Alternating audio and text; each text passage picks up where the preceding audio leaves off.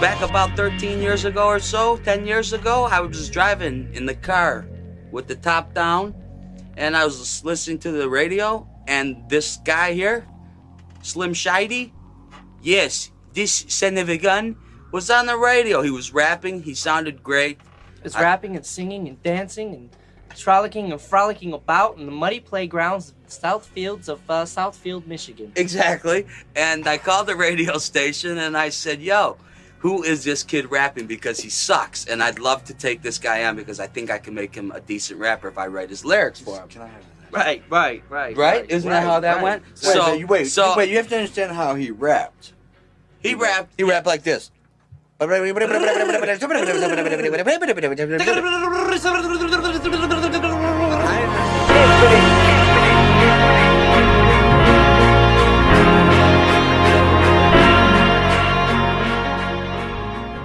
started off with an 8-track studio in Oak Park in my basement. We worked that thing all the way up to probably 95.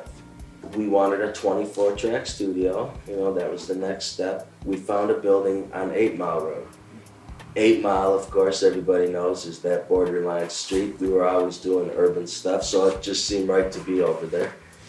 We always had this saying, we'll do it 8 Mile style.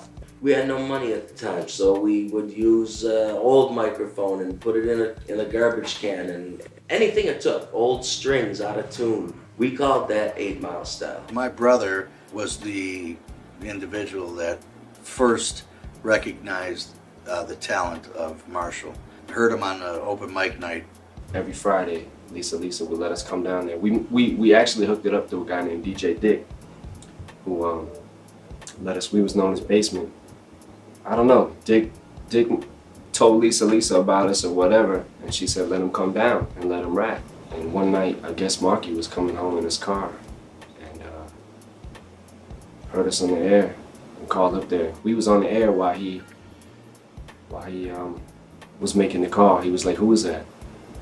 And Lisa was like, "It's Basement Productions, and such and such and such." And he was like, "Put him on the phone with me." So then she put us on the air. And they was like, "We want you to come down to the studio and, you know, yada, yada, yada." And when we got off the air, Marky gave us like all this information and everything, and we went there. We went to his house and he had a studio in his basement. I mean, when Marshall came into the studio, I thought I was going to lose my mind because I was like, what's coming out of this kid's voice? Looking like this and sounding like this unbelievable rapper. I couldn't believe this kid. I was a kid. I was like 15. I was like 14 or 15 when I met them. I was just happy to be in the fucking studio. I didn't give a fuck what I was doing. I was just happy to be in the studio. Back then, you know, I wasn't ready. I still was trying to figure out who I wanted to be and what I wanted to sound like. So, you know, I'm mimicking other people's shit at that point, you know. I felt like I was too young to have my own style. I mean, back then, you couldn't tell me no different. I thought I was ready.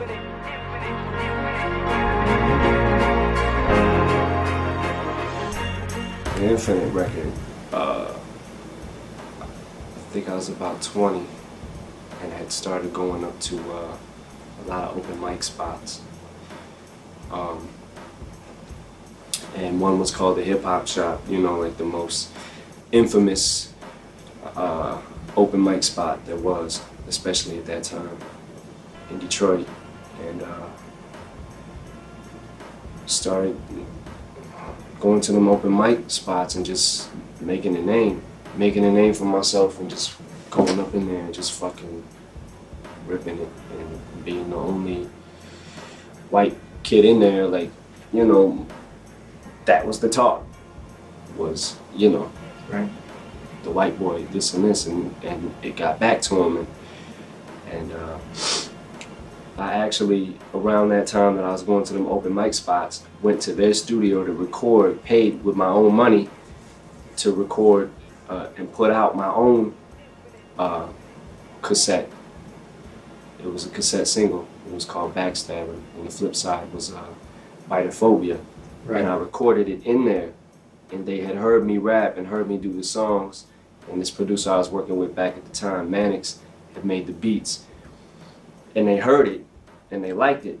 So even though I put it out myself, by me doing that and going back in there and them getting to hear me at a later date, and you know, me going through my changes and evolutions and getting older and more mature and learning what I wanted to be,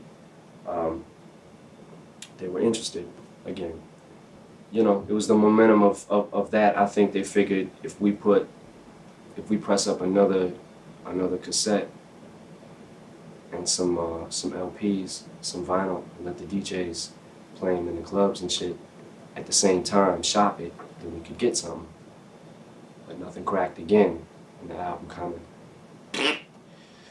flopped again. We had a tough time with that record. You know, I couldn't get stores to take product on consignment. Even I couldn't give product away. It was a tough battle, but I wasn't going to give up. Basically, the rest of the CDs or the rest of the cassettes that didn't sell, just going to all the places we could just give them out in other cities and just get the buzz, like try to generate something, hoping somebody would hear it. And then during that time, everything just started. It seemed like it was just crashing because nobody was listening. I remember, Em, you were down in the basement and you said, you know what, I've given it all, man. I think this is the best thing I've done. If this doesn't work, fuck it. It was the best. I said this is the best I can do. If this doesn't work, yeah, what do I do? It's not gonna happen. It ain't gonna happen. Well, we take them into the studio, and 10 years. Geez, I feel like there's a penis on my head.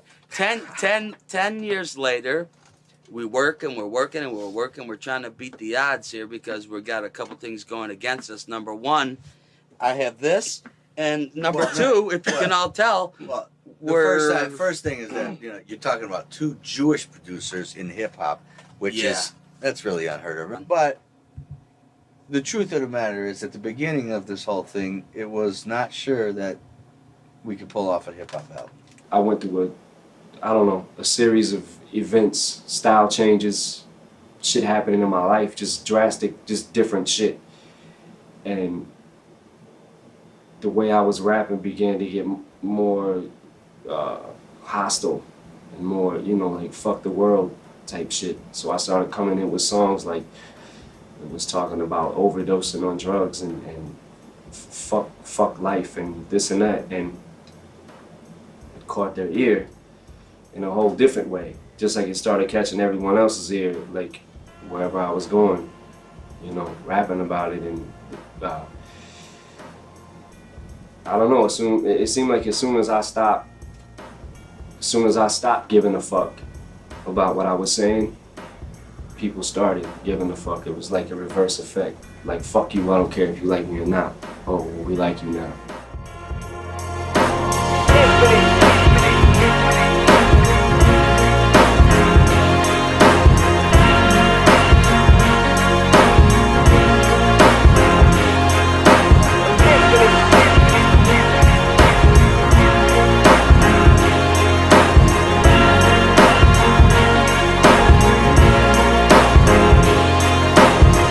Infinite.